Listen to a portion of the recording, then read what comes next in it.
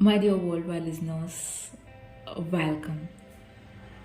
Close your eyes for a moment. Imagine this a dusty Indian street.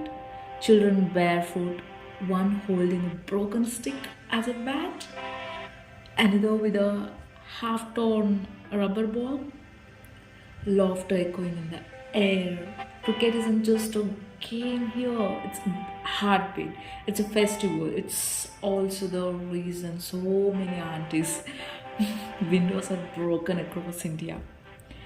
And yet, have you ever wondered how did this game, born in the green fields of England, sail across oceans and become India's favorite emotion?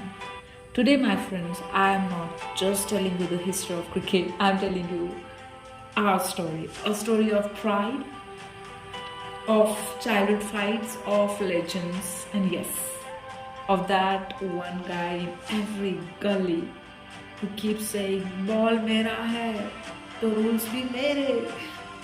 So sit back, whether you are sipping tea in London, stuck in traffic in New York, or lying under the stars in Sydney, welcome to this journey. We are about to walk through centuries of cricket together with laughs, with goosebumps, with maybe even a few tears. Because in India, dear, cricket is not just played, it is lived. Ball by ball, dream by dream, generation after generation. Cricket story begins far, far, far away from Indian gullies in the green meadows of England. 16th century countryside. I think farmers, shepherds, young lads with too much free time hitting a ball with a crooked stick. Honestly, I sometimes think cricket wasn't invented, it was an accident. Maybe one farmer was just bored and thought, let's walk this walnut with a stick, and boom, history was made. Over time, cricket grew. Villages played against villages, then towns against towns. By the 17th, it had become England's proud sport. And wherever the British went, cricket went too. Ships carried not just tea, spices, and fancy coats, but also bats, balls, and this strange thing called wickets. And trust me, Indians must have been very confused at first. They probably thought, Arey bhai, these Angrez are running between two sticks for no reason. But little did we know, this silly looking game would one day make us cry, laugh, celebrate, and even fight over who's better, Sachin or Dhoni. When the British set foot in India, they brought cricket with them. At first, it was only their game, played in big cities like Bombay, Calcutta, and Madras. Indians just spectators standing at the edge of the field watching this strange English pastime. But then came a spark. The Parsis of Bombay, curious, bold, and full of spirit, said, Why not us? This started playing, and in 1848, they formed the very first Indian cricket club. That was a moment, my friends, when cricket stopped being just a foreign game and began its journey to becoming ours. From there, Hindus, Muslims, everyone joined in. Cricket spread across the land, from the beaches of Bombay to the Maidans of Calcutta. Slowly but surely, the bat and ball became part of India's heartbeat. Now, fast forward to 1932, the world was still tangled in colonial power, and India was still under British rule, but something magical was about to happen. London, grey skies, a cold breeze, and the mighty English team waiting. And there they were our Indian cricketers dressed in crisp white, walking onto the field for the very first time in a test match. Dear, we didn't win that game. In fact, we lost. But that day wasn't about winning, it was about standing tall, about saying to the world India has arrived. And the funniest part, most of our players didn't even have proper gear. Some of them wore pads, some of had shoes that didn't fit right, and yet they faced England with courage. It was like walking into an exam without studying, but still saying, "देखते हैं क्या होता है." That match wasn't just cricket, it was hope wrapped in whites. It was a whisper of freedom long before independence came. And after independence in 1947, oh friends, cricket bloomed. Kapil Dev lifting the 1983 World Cup. That was not just a trophy, it was India screaming to the world, "We belong here." Sunil Gavaskar standing fearless against bowlers faster than speeding trains. Sachin Tendulkar becoming every Indian's childhood prayer. And Dhoni, with his calm eyes, finishing matches as if his ordinary child. 1-6, please. And then came IPL. IPL, colorful jerseys, cheerleaders, Bollywood stars, and sixes flying like Diwali rockets. Cricket stopped being just a game. It became a carnival. You don't just watch it, you lived it. Every home, every street, every WhatsApp group, suddenly everyone was an expert coach. Now my worldwide listeners, tell me honestly, in every family there are legends, right? The daddy who makes laddus no one can beat. The uncle who thinks he's Amitabh Bachchan when he sings, karaoke. The cousin who claims he can fix any mobile phone but usually breaks it more. Cricket too has its family of legends, and oh boy, what a family album we have got. Kapil Dev, the game changer, the man who gave us the 1983 World Cup. Curly hair bouncing, smile shining, and swing bowling that made batsmen question their life decision. When he lifted that cup at Lords, oh no, India wasn't just celebrating cricket, we were celebrating belief. Because Kapil made us think, अरे यार, अगर ये कर सकते हैं तो हम भी कर सकते हैं. He didn't just hit balls, he hit doubts out of the park. Sunil Gavaskar. Imagine standing against a West Indian fast bowler bowling 150 km per hour with just a cap on. Today's kids won't even open Instagram without a screen guard on their phone. Gavaskar, he faced bouncers with his head as a screen guard. And then came Sachin Tendulkar. Not just a name for us, Sachin was childhood. He was Sunday TV with family. He was hope in tough times. He was Diwali without crackers. Because when Sachin batted, the whole country burst into celebration.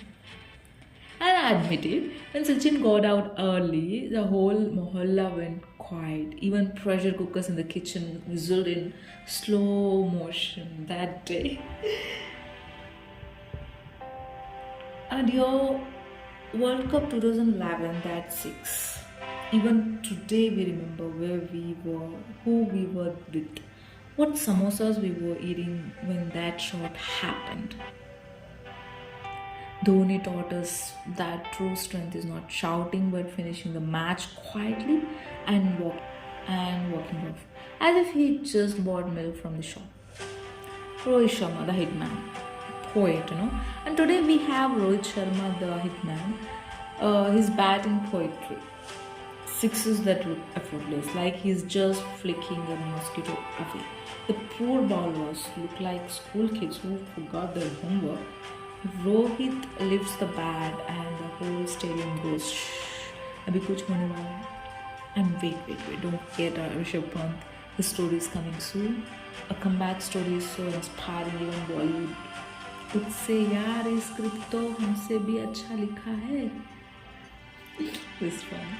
My friends, if cricket had a family photo album, Kapil, Gavaskar, Sachin, Dhoni, Rohit, Pant, These would be the portraits hanging on the wall, and we were the wide-eyed children pointing at each photo saying, "Oh, mera favorite hai."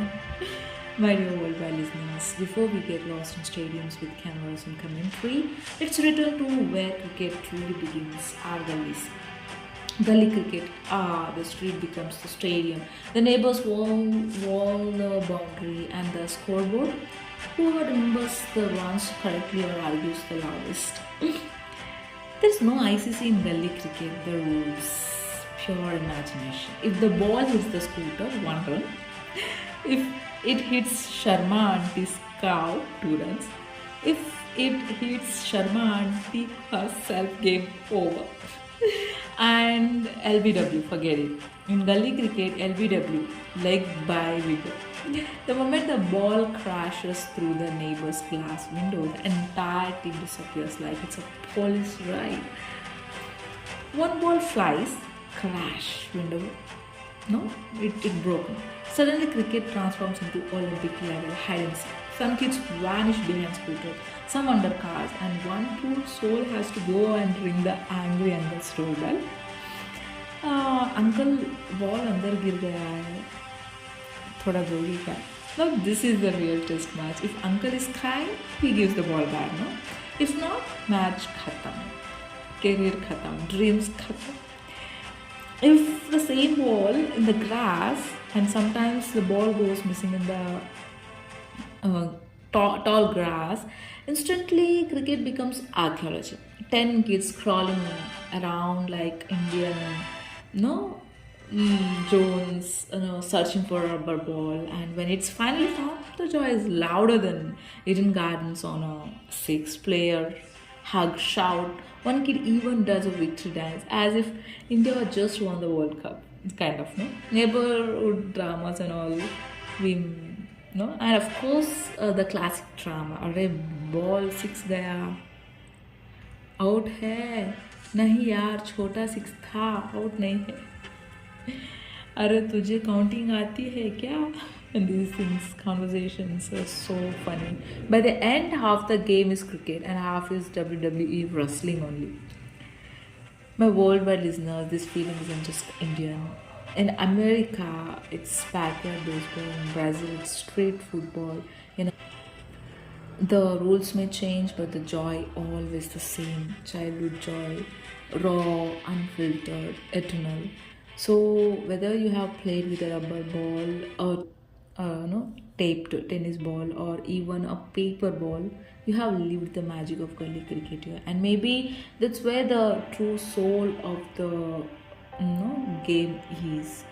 My dear worldwide listeners, cricket is joy, cricket is life, but sometimes people love it too much, and when love goes overboard, oh, the drama begins. Recently in Bengaluru, during a match celebration, fans went full Bollywood, dancing on streets, bursting crackers, even climbing trees. See, even gravity knows cricket rules. Yes, I'll tell you. Over celebration in gully cricket, and it's not just a big stadium, even in gully cricket celebrations go wrong. Imagine this, one kid hits a 6. He throws his bat in the air like Dhoni, but instead of the crowd cheering, the bat lands on his own teammate's head. Celebration over, friendship over, match over. Fans fighting for silly things, and then there are the fans. Some people fight over IPL teams as if they own shares in them. CSK best है यार, नहीं अरे नहीं, MI सबसे बढ़िया है, नहीं यार तू चुप कर, RCB का दिन आएगा. बस 3 hours gone, no cricket played, only WWF commentary in the living room. But my dear worldwide friends, here is the truth. Cricket should unite us, not divide us. If you really want to fight over food, argue about biryani, Hyderabadi or Lucknow, fight over chai versus coffee, but please don't fight over cricket. Cricket is our festival, and festivals are meant for smiling, not fighting. So next time you celebrate a 6, a win, or even a small street victory. Celebrate with joy, not chaos. Because cricket is beautiful when it makes us laugh together, not fight apart. Alright, let's move into the final chapter, the comeback. Yes, Rishabh Pant. My dear worldwide listeners, cricket isn't just about runs, wickets, trophies. Sometimes it's about comebacks, about life teaching us that even when you fall hard, you can rise again. And no story shows this better than that of Rishabh Pant. Pant was on top of his game and fearless, hitting bowlers out of the park with ease, but then life threw him a brutal bounce. A terrible accident left him broken. Fighting not just for cricket but for his life. Many thought, "Bus, this is the end. His career is gone." But no, Pant refused to give up, step by painful step. He rebuilt himself. Hours of rehab, endless physio, silent tears that nobody saw. And today, he's not just back on the field, he's back in style, scoring runs, leading with courage, and proving every doubter wrong. My friends, Pant's story is not just cricket, it's life. This is the message for all of us. Life may break your bones, your plans, your dreams, but if you refuse to quit, if you take it one step at a time, you can rise again. There, cricket teaches us the game is never over until you decide it's over. So, from England's green fields to India's gullies, from Kapil lifting the cup, Sachin's stride drives, Dhoni's calm eyes, to Pant's inspiring comeback, cricket is not just a sport, it is life itself. Sometimes slow, sometimes fast, sometimes painful, sometimes joyful, but always worth playing. My dear worldwide listener, thank you for sitting with me under this open sky of stories. Wherever you are, sipping tea in London, stuck in New York traffic, walking in Sydney, or resting in a small Indian town, remember this. Keep playing, keep smiling, and never ever stop believing.